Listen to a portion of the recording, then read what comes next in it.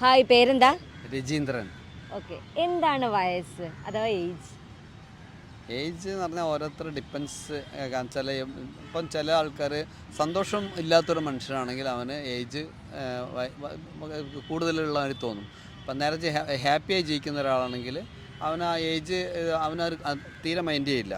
ഞാൻ തന്നെ ഇപ്പം എൻ്റെ ഏജിനെ പറ്റി ഞാൻ തീരെ ബോധർ ചെയ്യാറില്ല. കാരണം എന്ന് വെച്ചാൽ എന്തിനാ ഏജ് പറഞ്ഞാൽ നമ്മളിപ്പോൾ എന്തായാലും നമുക്ക് ജനിച്ച ഒരു ദിവസം മരിക്കും. അപ്പോൾ നമ്മൾ ഏജ് നോക്കി നിന്നാൽ ശരിയാവില്ല. നമ്മൾ ഓരോ ദിവസവും ഹാപ്പിനെസ് കണ്ടെത്തുക. അപ്പോൾ ഏജ് അതിൻ്റെ വഴിക്ക് പോയിക്കോട്ടെ. നമ്മൾ നമ്മളുടെ ജോലി ചെയ്യുക, നമ്മൾ ഫാമിലിയായിട്ട് എത്രയും അറ്റാച്ച്മെൻറ്റായി ജീവിക്കാൻ പഠിക്കുക, മക്കളെ നന്നായി സ്നേഹിക്കുക. ലോകത്ത് സ്നേഹമുള്ള ഏറ്റവും വലുത്. ആ സ്നേഹം കിട്ടിയിട്ടില്ലെങ്കിലാണ് നമുക്ക് എല്ലാം തെറ്റുന്നത്. എല്ലാം നിറച്ച് സ്നേഹം കിട്ടിയില്ലെങ്കിൽ അവന് ഏജും തോന്നും. അതേ സമയത്ത് തന്നെ അവൻ്റെ ജീവിതത്തിൽ സന്തോഷമൊക്കെ ഇല്ലെങ്കിൽ അവന് വളരെ ഒറ്റപ്പെടുന്ന മാതിരിയുള്ള അവസ്ഥ വരും. അപ്പോൾ അവന് എന്താ വേണ്ടത്? അവന് ഏറ്റവും കൂടുതൽ ഏജിനെ പറ്റിയും ചിന്തിക്കാനേ പാടില്ല.